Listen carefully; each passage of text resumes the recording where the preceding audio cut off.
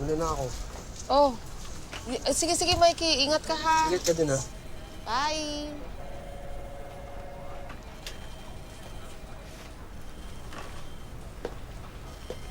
Marge? Eh, sir, may kailangan po ba kayo? Paalis na po kasi ako, eh. At, hindi. Gusto lang sana kitang ayain lumabas. Let's have dinner. Para i-celebrate yung maganda nating teamwork kanina. Sir, nakakahiya. Masaya naman po akong ma-experience na makatrabaho kayo. Ako din. Masaya din akong kasama ka. Kaya nga, gusto kitang pasalamatan by treating you. Bawal lumindi, ah. Kaso, hinihintay ako ng mama at kapatid ko sa bahay. Sandali lang naman eh. Saka, you've been working really hard since you got here. Minsan, alam mo, mas maganda i-reward mo yung sarili mo, kahit konti.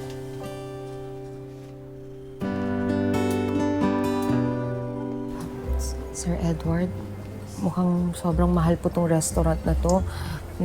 Sana po nagbihis ako ng maayos. Marge, relax. Huwag ka na ma-conscious. Tsaka, pwede ba? Muna ako tawagin, sir. Hindi naman ako yung boss eh. Si Paolo, siya yung boss. Not me. Kaya, just call me Edward.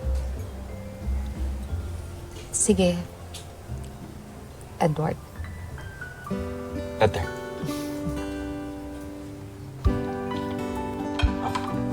Kain tayo. Thank you. Thank you. Mabuti na lang, na-close natin yung sale kanina. No? Tapos, na-convince pa natin si Mr. Sutherland na kunin yung kumpanya natin para ibenta yung iba nilang properties. Alam mo, sa totoo lang, siguro kung di mo ako tinulungan kanina, malamang, sabay na naman ako. Ginawa ko lang po yung trabaho ko. At huwag mo na akong pasalamatan. Team effort natin yun. Hindi. Gusto ko pa rin sana pasalamatan ka.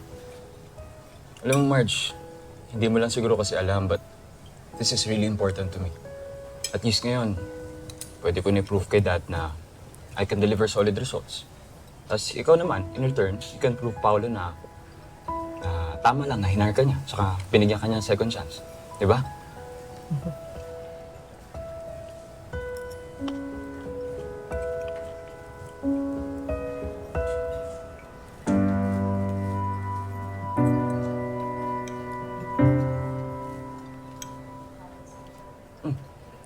Hindi mo ba gusto yung food? Gusto mo bang mag-order na iba? Parang hindi mo kinakain. Excuse me? Hindi. Okay lang. Gustong-gusto ko. Eh, hindi mo masyado kinakain eh. Gusto ko sanang i-take out.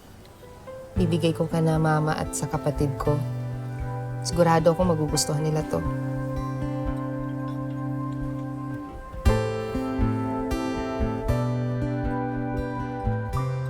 Kahit nasaan ka pala, pamilya mo pa rin nasa isip mo, no? Siyempre, isa lang dahilan kung bakit ako nagsisikap.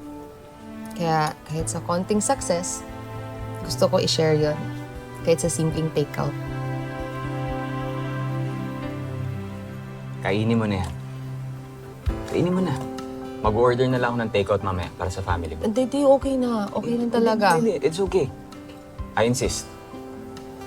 Sige na. Kainin mo na yan.